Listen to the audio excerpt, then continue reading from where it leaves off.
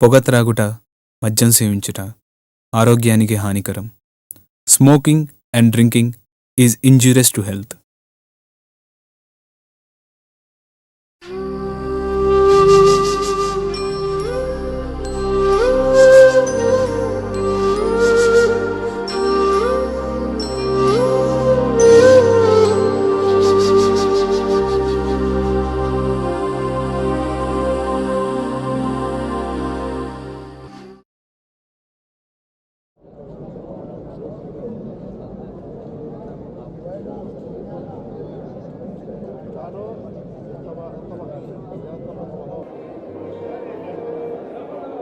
మధు, పరిచయమైన గొంతు.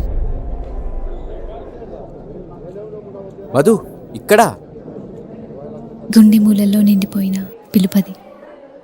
తన కోసం నా కళ్ళు ఆత్రంగా వెతికాయి. ఎక్కడా కనిపించలేదు. చా, పొరపాటు పడ్డాననుకుంటా.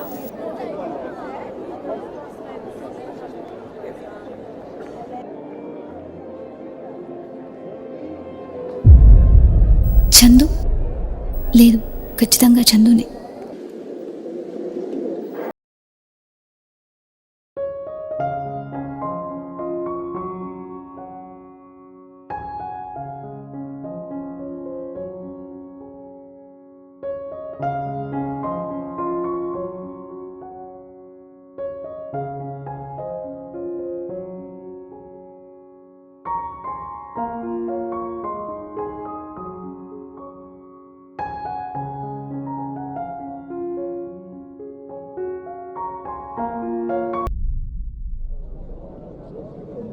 ఒక్కడివే వచ్చావా చందు? యా, ఫ్రెండ్స్ అందరూ హిందీ సినిమాకి వెళ్ళారు. నీకు తెలుసు కదా నాకు హిందీ సినిమాలు అంటే నచ్చవని. సో కాఫీ తాగుదామని ఇక్కడికి వచ్చాను.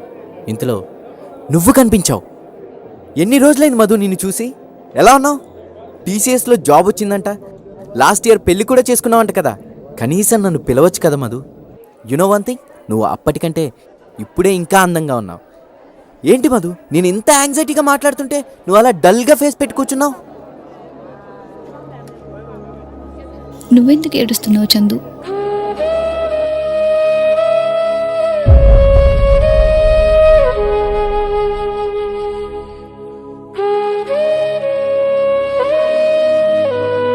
తెలీదు మధు, నేను చూడగానే ఏడుపు వచ్చేసింది.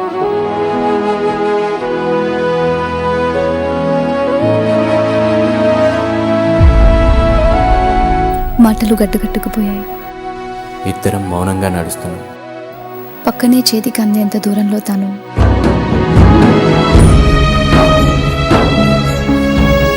కానీ ఏమీ కాని అంత దూరం మా ఇద్దరి మధ్య. ఒకప్పుడు ఒకరి కోసం ఒకరం బతికాం. కాలం ఇంద్రజాలంలో ఎవరికి వారైపోయాం.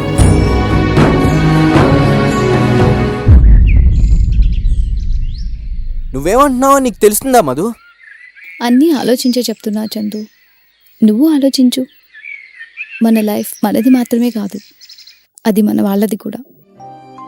అమ్మ, నాన్న, అన్న, చెల్లి వీళ్ళందరినీ కాదనుకుని మనది మాత్రమే అనుకోవడం ఎంత స్వార్థం.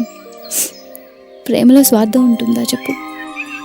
కానీ మధు, మన లైఫ్ నడుస్తుంది చందు. కాలానికి ఆ మ్యాజిక్ తెలుసు. ఇంపాసిబుల్ మధు. నేను ఒక్క క్షణం కూడా ఆ ఆలోచన తట్టుకోలేకపోతున్నాను. ఇక బతకడం. ఇదే మాట మీ నాన్న కూడా అంటున్నారు, తన కొడుకు లేకుండా ఉండలేనని. మరి ఆయన ప్రేమకు విలువ లేదా? దూరమైన ఒక్కో ప్రేమ కథలు ఒక్కో కారణం. చందు నాన్నగారి పట్టుదల మా ప్రేమ కథలో దూరానికి కారణం. 6 ఏళ్ళ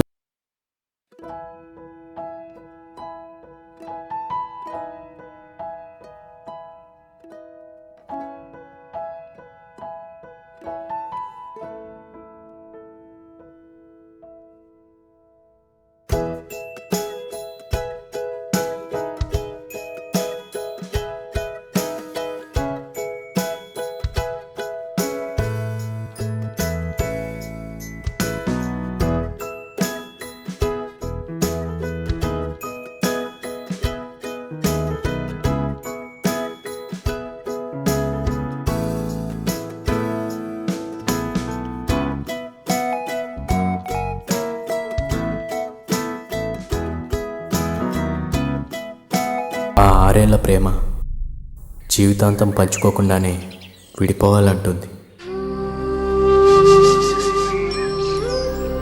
ఇద్దరికీ బాధే, కానీ స్వార్థంతో ఆలోచించలేక రాజీ పడ్డాం. నేను కాదు, మేం ముఖ్యం అనుకున్నాం. ఇక ఎవరి జీవితాలు వారివి. ఫ్రెండ్స్గా కూడా కలవద్దు, తలుచుకోవద్దు. హ్యాపీగా ఉండటమే ఒకరికొకరు ఇచ్చుకునే బహుమతి. ఒక్కసారి చందుని గట్టిగా పట్టుకొని ఆ భరోసాని గుండెల్లో ఓ అనుభూతిగా దాచుకున్నాను.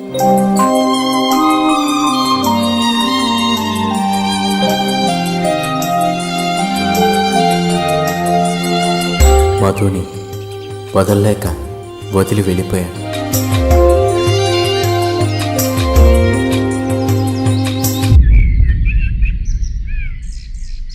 ఈవినింగ్ కలుద్దాం మధు. చూస్తాను చందు. మధు, 3 years తర్వాత కలిసాం.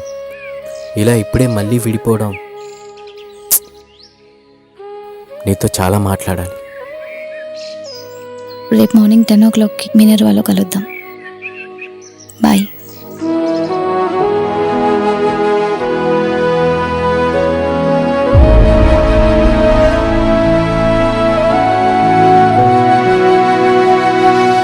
చందు, ఛ, ఏంటిది? ఇంకా చందుని ప్రేమిస్తూనే ఉన్నానా?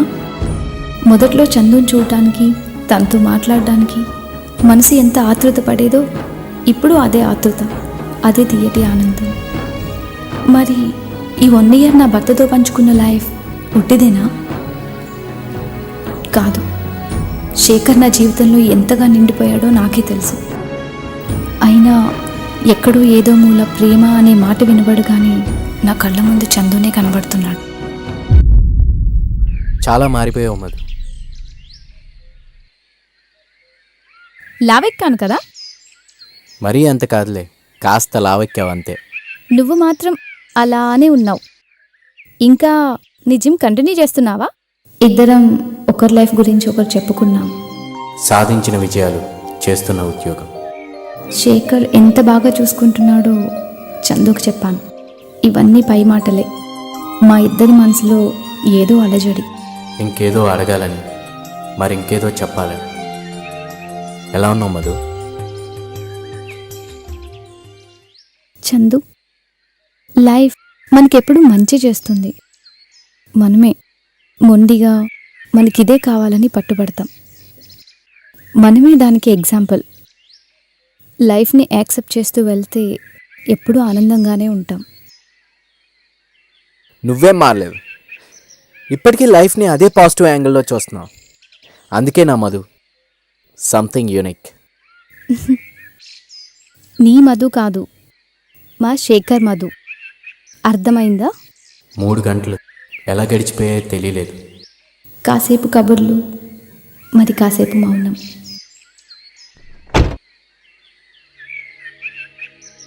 మళ్ళీ ఎప్పుడు మధు?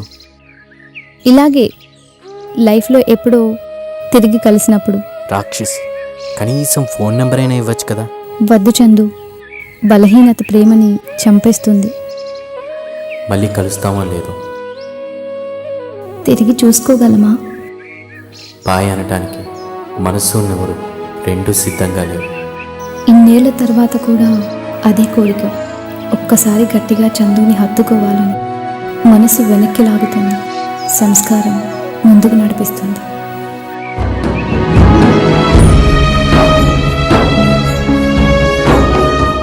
ప్రేమ మనసులో నిలిచిపోయావు. కాలంతో పాటు కరిగిపోతావు అనుకుంటే గుండెల్లోతుల్లో ఇంకా నేనున్నానంటున్నావు. ఇదేనా మొదటి ప్రేమలోని తీయదనం?